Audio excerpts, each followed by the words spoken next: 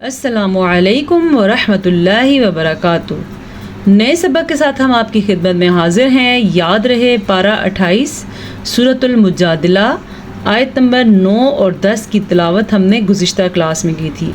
آج ہم نے آیت نمبر 11 پڑھنی ہے اور اس میں سیکھنا ہے تجوید کی کون سی اہم چیزیں ہیں، کون سے مخارج ایسے ہیں جن کا دھیان رکھنا بہت ضروری ہے، اور اس کے علاوہ بہت کچھ، لیکن جو چیزیں آپ کو سمجھ نہیں آئیں گی وہ میں آپ کو بورڈ پہ بھی سمجھاؤں گی، انشاءاللہ آپ کو بہت آسانی سے سمجھ آ جائیں گی۔ اعوذ باللہ من الشیطان الرجیم، بسم اللہ الرحمن الرحیم۔ یا ایہا الذین آمنوا إذا قيل لكم تفسحوا في المجالس فافسحوا يفسح الله لكم۔ يا أيها الذين، سب سے پہلے یہ مد 3 سے 4 حرکات عربیہ کے برابر لمبی کی جاتی ہے۔ 3 سے 4 حرکات عربیہ کیا ہوتے ہیں کل کی کلاس میں نے بتایا تھا، آپ کی آسانی کے لیے بتاتی چلوں۔ 3 سے 4 حرکات عربیہ کا مطلب ہے 3 یا 4 کھڑی زبر یا الف مدہ۔ اس سے بھی آسان بات بتاؤں تو 3 سے 4 سیکنڈ تک آپ نے اس کو لمبا کرنا ہے۔ کیسے؟ یا، یہ ہے، یہ مد کی ادائیگی۔ آمنو، پھر سے وہ مد آگے ہمارے پاس، یہ مد 3 حرکات عربیہ کے برابر ہے اور یہ واو ملا کے 4 ہو گئے، واو ساکن یعنی یہ واو مدہ، تو اس کو ہم پڑھیں گے آمنو اذا قیل لکم تفسحوا فی المجالس، قیل لکم، یہ موٹا قاف ہے، اسے کوئی پڑھے گا قیل لکم تو یہ غلط ہو جائے گا، کیونکہ موٹے اور قاف میں فرق ہوگا تو میننگ اس حساب سے ہی ہوگا۔ اب اگر ہم کوئی لفظ کا مطلب قاف سے کچھ اور بنتا ہے اور کاف سے کچھ اور بنتا ہے تو ہم اس کو غلط نہیں پڑھ سکتے۔ قیل لکم، یہ جو میم ہے اس پہ رکنا بالکل بھی نہیں ہے، بعض لوگ ہر جگہ پہ میم پہ رکتے رہتے ہیں، اس میم پہ رکنا جائز نہیں ہے۔ تفسحوا، اب واو مدہ ہے، واو ساکن سے پہلے پیش ہو تو وہ واو مدہ ہوتا ہے، اکثر لوگ اس کو پڑھتے ہیں تفسحوا، یعنی کہ اس کو ہا پڑھ لیتے ہیں، اسے ہا پڑھنا ٹھیک نہیں ہے، اسے پڑھنا ہے تفسحوا، ہا، اس کی پریکٹس کیا کریں۔ فی المجالس فافسحوا، اچھا جی، ایک اہم بات یہ ہے کہ اکثر پڑی زبر کو یا پڑی زیر کو لمبا کیا جاتا ہے، پڑی زبر کہتے ہیں اسے اور پڑی زیر کہتے ہیں اسے اور سیدھا پیش کہتے ہیں اسے، جبکہ کھڑی زبر اسے کہتے ہیں، اور اسی طرح جب لفظ کے نیچے آ جائے تو اسے کھڑی زیر کہتے ہیں، اور جب پیش الٹی حالت میں آ جائے تو اسے الٹا پیش کہتے ہیں۔ ان کو لمبا کرنا جائز ہے، لیکن پڑی زبر یا پڑی زیر یا سیدھے پیش کو لمبا کرنا جائز نہیں ہے، جیسے کہ بعض لوگ پڑھتے ہیں فی المجالسی، ہر لفظ کو لمبا کرنے کی عادت ہوتی ہے۔ کتنا لمبا کرنا چاہیے غور سے سنیں، فی المجالسی، لیسی اتنی مقدار ہے، فافسحوا یفسح اللہ لکم۔ اچھا جی، یہ اللہ کا نام ہے اور اللہ کے نام سے پہلے زیر آ جائے تو اللہ کا نام باریک پڑھا جاتا ہے، اگر کوئی اس کو پڑھے گا یفسح اللہ تو اس نے تجوید سے نہیں پڑھا، اس نے غلط پڑھا اور اپنے آپ سے گھڑ کے پڑھا، اس کو ہم پڑھیں گے یفسح اللہ، اللہ کا نام باریک پڑھنا ہے، لکم وَإِذَا قِيلَ، اچھا جی پھر سے دیکھیں ہمارے پاس آ گیا ہے وَإِذَا قِيلَ انشُزُوا، آگے جوڑا لفظ، لیکن چلیں ہم آگے چلتے ہیں۔ وَإِذَا الف مدہ اور موٹا قاف ہے لیکن ساتھ میں یا مدہ بھی ہے، تو اس لیے اس موٹے قاف کو ہم کھینچ کے پڑھیں گے، کیسے؟ وَإِذَا قِيلَ قِيلَ، یہاں پہ اتنا ہی لکھا، اگلے پیج پہ ہم چلتے ہیں۔ جی تو پچھلے پیج بھی ہم نے پڑھا تھا وَإِذَا قِيلَ انشُزُوا، یہاں پہ اخفاء کا قاعدہ ہو رہا ہے، آج انشاءاللہ میں آپ کو بورڈ پہ بھی سکھاؤں گی کہ اخفاء کا قاعدہ کیسے ہوتا ہے، اگر آپ سیکھ چکے ہیں تو پھر بھی دیکھ لیجئے گا تاکہ آپ کی دہرائی ہو جائے۔ اخفاء کیسے ہوتا ہے وہ تو ہم پڑھ لیں گے، لیکن اس کو کیسے ادا کرتے ہیں اس کا سیکھنا آپ کے لیے ضروری ہے۔ ادا کرنے کے لیے نون کی آواز کو کسی حد تک چھپاتے ہیں، کیونکہ اخفاء کا مطلب ہے چھپانا، اور غننے کی کیفیت بھی پیدا ہوتی ہے، سن لیں، قیل انشزوا، یعنی کہ غنہ ہم نے اس کو تھوڑا طویل کر کے پڑھا ہے، اور چھوڑا ہم نے چھپایا. اب میں نے اس کو قیلن شزو ایسے نہیں پڑھا, آپ نے بھی نہیں پڑھنا, آپ نے پڑھنا ہے قیلن لن شزو فانشزو یرفع اللہ الذین. اچھا جی, یہاں پہ واو مدہ ہے. جب واو ساکن ہو, واو ساکن سے پہلے حرف پہ پیش ہو تو وہ واو مدہ کہلاتا ہے. یرفع اللہ الذین. اب یہاں پہ دو چیزیں, ایک تو را ہے جسے ہم پر پڑھیں گے, دوسرا اللہ کا نام ہے جسے ہم باریک پڑھیں گے. چلیے دیکھتے ہیں کیوں پر اور کیوں باریک ہوں گے. جب را ساکن ہو, اس سے پہلے حرف کے اوپر زبر ہو تو را کو پر یعنی کہ موٹا کر کے پڑھیں گے. جب اللہ کے نام سے پہلے زیر ہو تو اللہ کا نام باریک پڑھیں گے. اگر اللہ کے نام سے پہلے زبر یا پیش ہو تو اللہ کا نام بھی پر پڑھیں گے. تو کیسے پڑھیں گے؟ یرفع اللہ الذین. اس کو یر پڑھنے کے بجائے آپ نے کیا پڑھنا ہے؟ یر. فیل ہو رہا ہے آپ کو پر کیسے پڑھتے ہیں؟ آمنوا منکم والذین. اچھا جی, یہ بھی آپ کے پاس واو مدہ ہے, واو ساکن سے پہلے پیش ہے, اور یہاں پہ آپ کے پاس ہے ہی کھڑی زبر. کھڑی زبر, کھڑی زیر, الٹا پیش, اور اس کے علاوہ الف مدہ, یا مدہ, واو مدہ, ان کی مقدار ایک جیسی ہے. منکم, پھر سے اخفاء کا قاعدہ آ گیا. انشاءاللہ آج ہم سیکھیں گے اخفاء کا قاعدہ کیسے کیا جاتا ہے. والذین اوتوا العلم درجات. اچھا, بعض لوگ اس کو پھر سے پڑھتے ہیں والذین, غلط ہے, اس کو پڑھنا ہے والذین اوتوا العلم درجات. را کو پر پڑھنا ہے, کھڑی زبر کو درست طریقے سے ادا کرنا ہے, اور تا کے پر وقف کرنے کی وجہ سے تا پہ ساکن بن جائے گا. واللہ بما تعملون خبیر. اب یہاں پہ دیکھیں, اس سے اوپر اللہ کا نام باریک پڑھا جائے گا کیونکہ اللہ کے نام سے پہلے زیر ہے, جبکہ یہ اللہ کا نام پر یعنی کہ موٹا کر کے پڑھا جائے گا کیونکہ اس اللہ کے نام سے پہلے زبر ہے. فرق دیکھیے, یرفع اللہ, اور یہ کیا ہے؟ واللہ. آپ کو واضح ہو گیا فرق؟ اس چیز کا آپ نے ہمیشہ خیال رکھنا ہے. یا ایھا الذین آمنوا اذا ناجیتم الرسول فقدموا بین یدی نجواکم صدقہ. اچھا جی, مد کا دھیان اس طرح ہے جیسے آپ نے ابھی سیکھا ہے. یہاں بھی مد ہے, واو مدہ بھی ہے. یہ آپ کے سامنے الف مدہ ہے. الف کا کیا مدہ کے نشان ہوتے ہیں؟ جب الف سے پہلے حرف پہ زبر ہو تو وہ الف مدہ کہلاتا ہے. یہ بھی الف مدہ ہے, یہ بھی الف مدہ ہے, دونوں کو لمبا کر کے پڑھنا ہے. اذا ناجیتم, جبکہ یہ یا لین ہے. یا مدہ بھی ہوتی ہے, وہ یا ساکن سے پہلے زیر ہوتی ہے, لیکن جب یا ساکن سے پہلے زبر آ جائے تو وہ یا لین ہوتی ہے, یا مدہ نہیں ہوتی. ٹھیک ہے, تم الرسول, اللہ کا نام ہم نے پر پڑھنا ہے. فقدموا بین یدی, یہ قاف موٹا ہے. 5-7 ایسے حروف ہیں جو موٹے پڑھے جاتے ہیں, یعنی کہ پر کر کے پڑھے جاتے ہیں. کون کون سے؟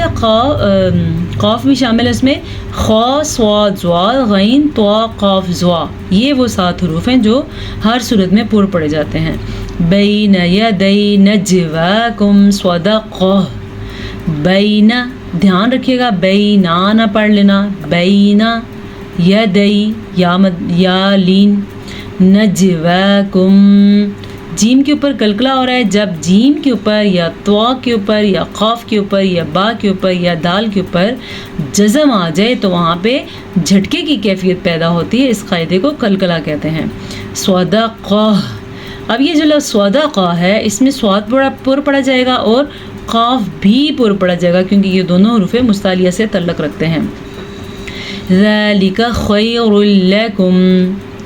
ذالک, اگر کوئی اس کو پڑھے ذالک تو اس نے غلط پڑھا. ذالک خیر لکم, خا کو پر پڑھیں گے اور اس کے علاوہ لام کو باریک پڑھیں گے. وَأَطْهَرُ, یہاں پہ تو پہ آپ نے کلکلا ضرور کرنا ہے اور را کو آپ نے ساکن کر دینا ہے, تو را پر پڑھی جائے گی کیونکہ را سے پہلے زبر ہے. وَأَطْهَرُ. ٹھیک ہے. فَإِن لَّمْ تَجِدُوا فَإِنَّ اللَّهَ غَفُورٌ رَّحِيمٌ. فَإِن لَّمْ, یہ ادغام بلا غنہ ہے.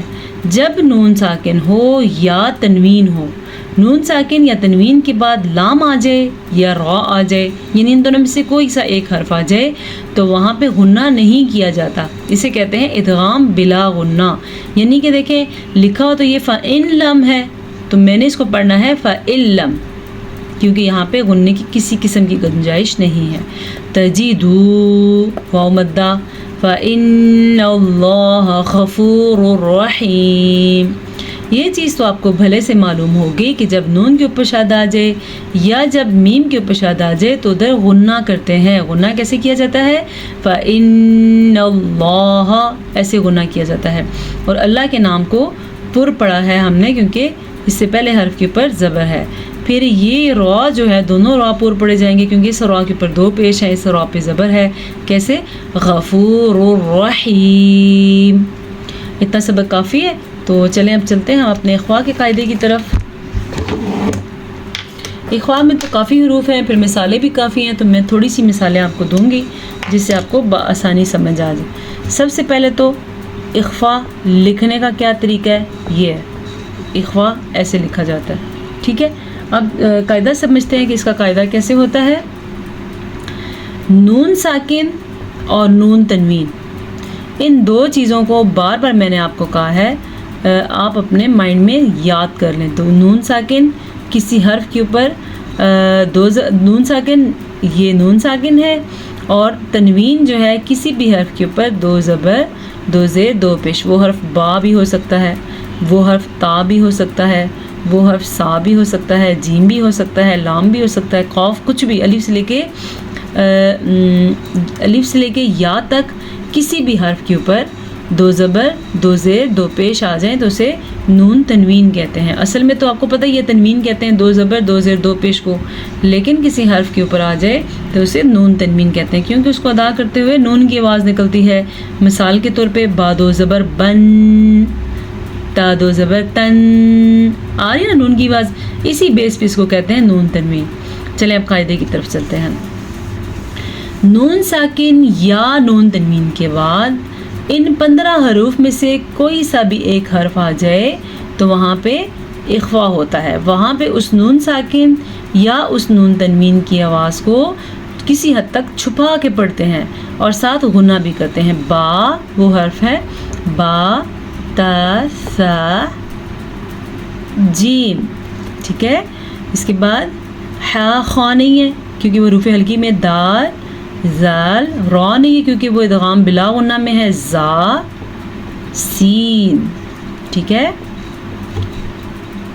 شین صاد زواد طوا، ٹھیک ہے، زوا، عین نہیں ہے کیونکہ حروف ہلکی میں غین بھی نہیں ہے، فا قاف اور کاف، یہ وہ 15 حروف ہیں۔ یہ وہ 15 حروف ہیں جو ہر صورت میں حروف اخفا کہلاتے ہیں۔ پھر سے سن لیں ان کا قانون کیا ہے۔ جب کبھی قرآن مجید میں نون ساکن آ جائے یا نون تنوین آ جائے جو میں نے آپ کو بھی تھوڑی دیر پہلے بتایا، اس کے بعد والا حرف با سے بنتا ہو یا تا سے بنتا ہو یا سا سے بنتا ہو یا جیم سے بنتا ہو یا دال سے بنتا ہو، زال سے، کسی بھی ان میں سے حرف سے بنتا ہو تو وہاں پہ اخفا ہوگا۔ کیسے؟ چلیں یہ بھی میں آپ کو بتاتی ہوں، اس کو ادا کیسے کرتے ہیں اور اس کی آواز کیسی ہے یہ بھی ہم ڈسکس کریں گے انشاءاللہ۔ جیسا کہ آپ پڑھتے ہیں انفسکم،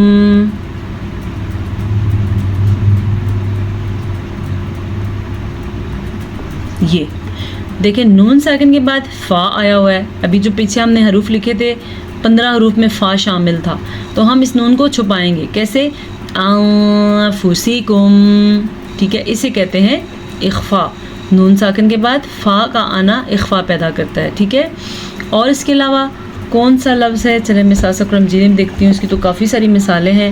تقریباً اخفا ایسا لفظ ہے، ایسی چیز ہے، ایسا قاعدہ ہے جو ہر دوسری سے تیسری لائن میں آیا ہوا ہوتا ہے، جیسا کہ کرہن قالت،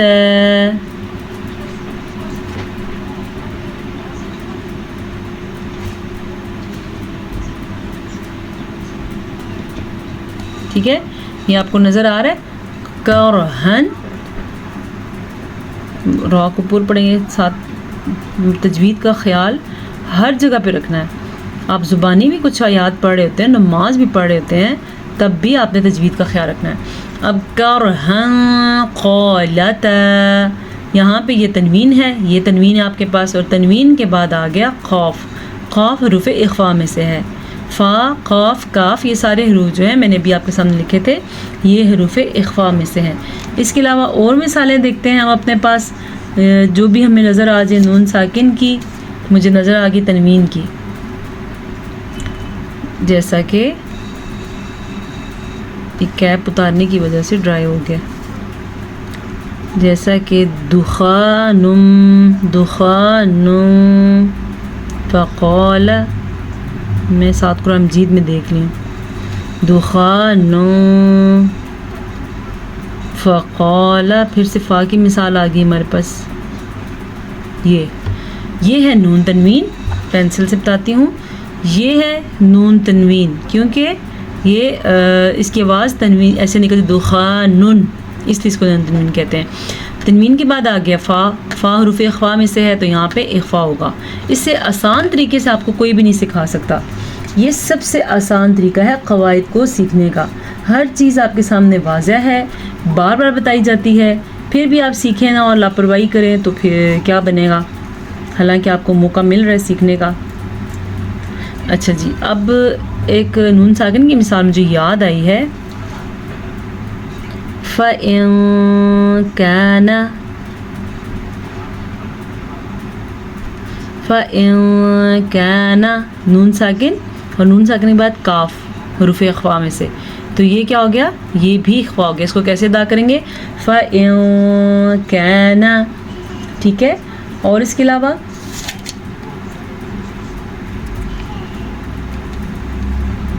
جو مثال چاہیے ہوتی ہے بعض کا وہ ویسے ہی نہیں نظر آ رہی ہوتی، لکھی بھی ہو، اور جب پڑھا رہے ہوں تو پھر ڈھیروں ڈھیر آ جاتی ہیں ہمارے سامنے. عندہ، ایک مثال چھوٹی سی اور بہت آسان، سمجھنے میں آسان.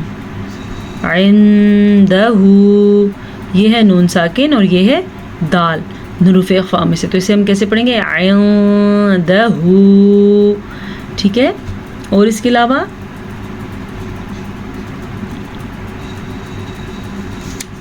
شیء، شہید، یہ چاہیں تو آپ اپنے پاس یہ مثالیں لکھ لیں.